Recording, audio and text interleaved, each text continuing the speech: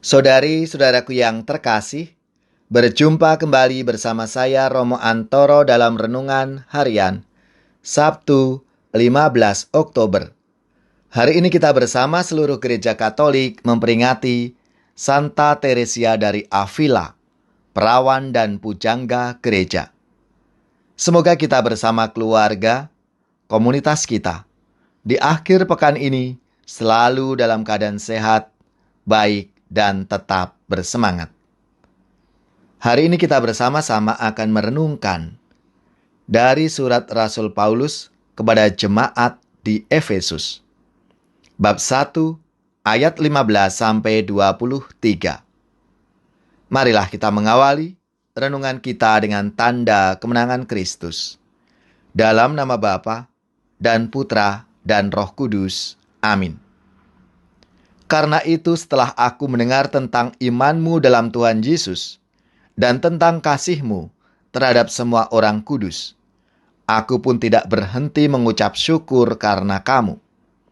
Dan aku selalu mengingat kamu dalam doaku dan meminta kepada Allah Tuhan kita Yesus Kristus, yaitu Bapa yang mulia itu, supaya Ia memberikan kepadamu roh hikmat dan wahyu untuk mengenal Dia dengan benar, dan supaya Ia menjadikan mata hatimu terang, agar kamu mengerti pengharapan, apakah yang terkandung dalam panggilanmu, betapa kayanya kemuliaan bagian yang ditentukannya bagi orang-orang kudus, dan betapa hebat kuasanya bagi kita yang percaya, sesuai dengan kekuatan kuasanya yang dikerjakannya di dalam Kristus, dengan membangkitkan Dia dari antara orang mati dan mendudukkan Dia di sebelah kanannya di surga, jauh lebih tinggi dari segala perintah dan penguasa dan kekuasaan dan kerajaan dan tiap-tiap nama yang dapat disebut, bukan hanya di dunia ini saja, melainkan juga di dunia yang akan datang.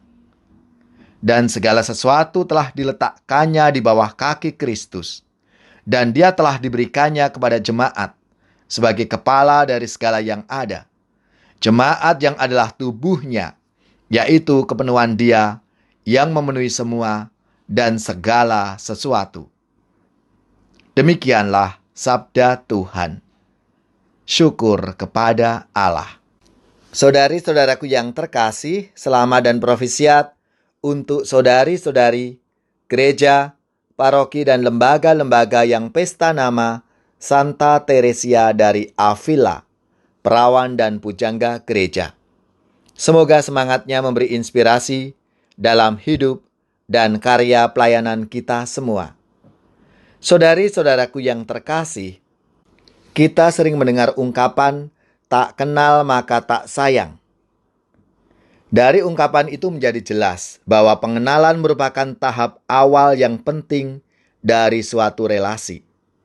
Tahap ini sangat menentukan dinamika relasi itu untuk selanjutnya. Pengenalan yang baik di awal niscaya akan semakin membuat kualitas relasi itu baik. Dengan mengenal, kita memahami karakter, sekaligus keprihatinan dan harapan seseorang. Dengan mengenali keprihatinan dan harapan, kita dapat semakin menyelami perasaan orang yang berelasi dengan kita itu. Rasul Paulus memakai pola relasi ini untuk membangun kesadaran jemaat di Efesus tentang doa. Paulus mengajak jemaat Efesus berdoa dengan meminta kepada Tuhan Allah kita Yesus Kristus, supaya Ia memberikan kepada kita roh hikmat dan wahyu untuk mengenal Dia dengan benar. Pengenalan yang benar ini pada gilirannya akan membangun kepercayaan yang semakin utuh kepadanya.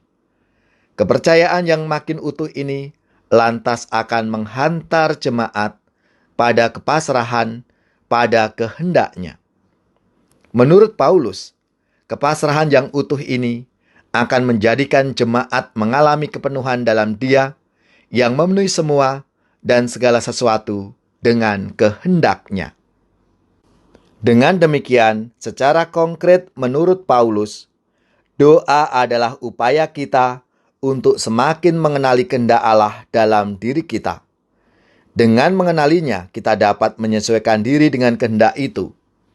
Upaya menyesuaikan diri ini mewujud dalam kepasrahan diri untuk diubah, dibentuk, dan dipenuhi dengan kehendaknya.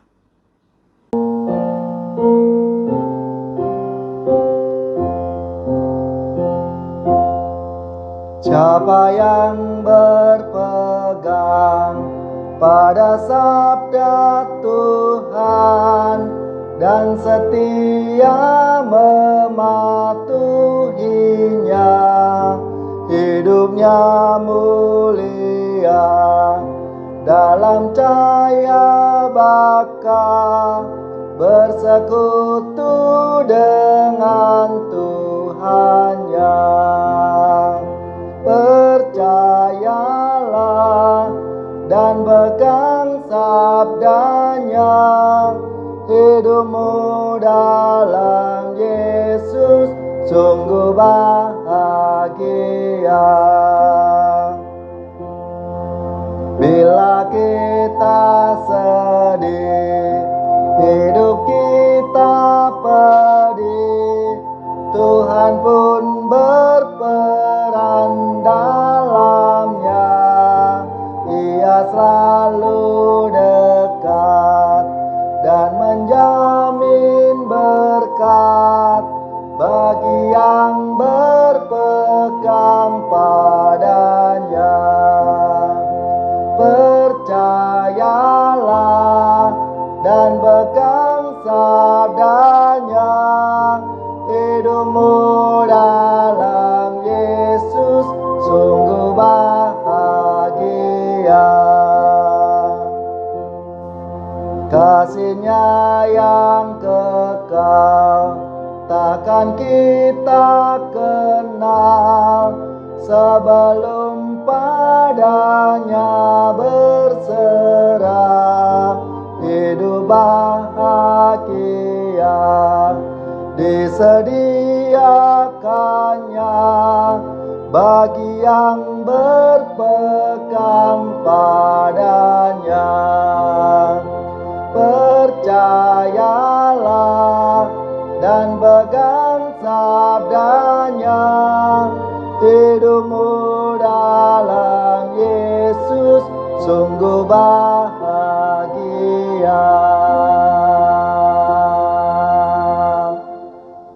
Semoga saudari-saudara sekalian, keluarga-keluarga dan komunitas kita, orang-orang yang kita doakan, seluruh tugas, belajar, pekerjaan, usaha serta karya pelayanan kita, dibimbing, dilindungi dan diberkati oleh Allah yang Maha Kuasa, Bapa dan Putra dan Roh Kudus. Amin.